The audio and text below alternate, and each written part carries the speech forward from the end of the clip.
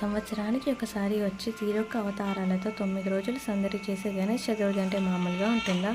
అందులోనూ అబ్బాయిలకి. ఆ గణేష్ విగ్రహం, ఈ డీజే, ఆ లైట్ సెట్టింగ్స్, ఈ అవార్డ్స్ అంటూ నెల ముందు నుండే హడావిడి స్టార్ట్ చేస్తారు. అలాంటిది ముందు రోజు ఉండే సందడి మిస్ అవుతామా? ఒక్కో ఇయర్ ఒక్కో థీమ్ గణపతి.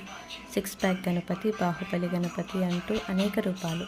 రూపం ఏదైనా తను వస్తూ తెచ్చే ఆనందమే వేరు. అందరికీ వినాయక చవితి శుభాకాంక్షలు.